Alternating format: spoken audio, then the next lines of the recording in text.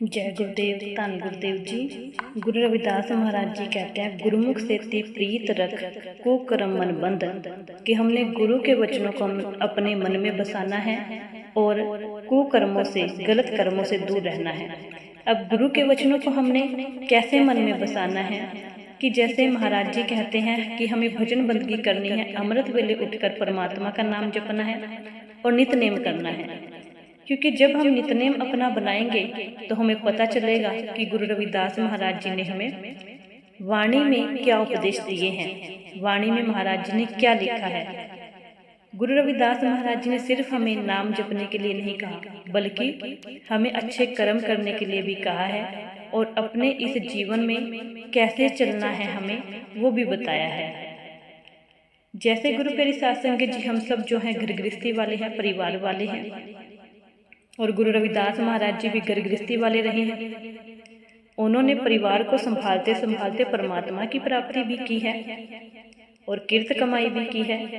वैसे ही हम सब भी परिवार वाले हैं, तो हमने अपने परिवार की जिम्मेदारियों को भी अच्छे से निभाना है और साथ ही साथ उस परम पिता परमात्मा के नाम को भी जपना है और अपने जीवन को सफल करके जाना है।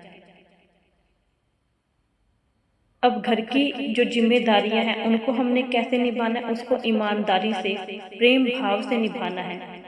जैसे पति पत्नी का एक दूसरे के ऊपर सच्चा विश्वास होना चाहिए, एक दूसरे पर भरोसा होना चाहिए। माता पिता का बच्चों पर, बच्चों का माता पिता पर विश्वास होना चाहिए। जैसे आजकल हम देखते हैं कि जो बच्चे हैं वो बहुत ही गलत रास्ते पर जा रहे हैं। माता पिता अपने बच्चों को आज़ादी देते हैं, क्यों देते हैं? ताकि उनके बच्चे अच्छा कर सके, अपने भविष्य को बेहतर बना सके और अपने माता पिता का जो नाम है वो रोशन कर सके। और बच्चे जो है इस चीज़ का गलत फ़ायदा उठा लेते हैं, आज़ादी का।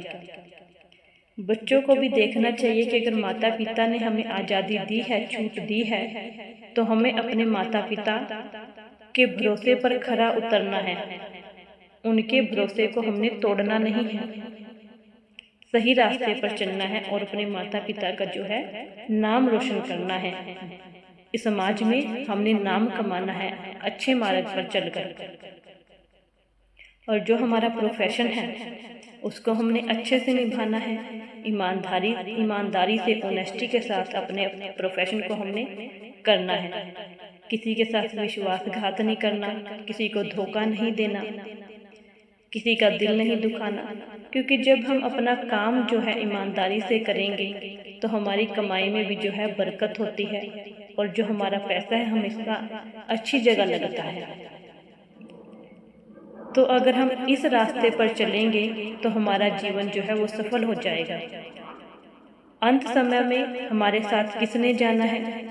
परमात्मा के नाम की कमाई ने और हमारे कर्मों ने। जो भी हम अच्छे या बुरे कर्म जाएंगे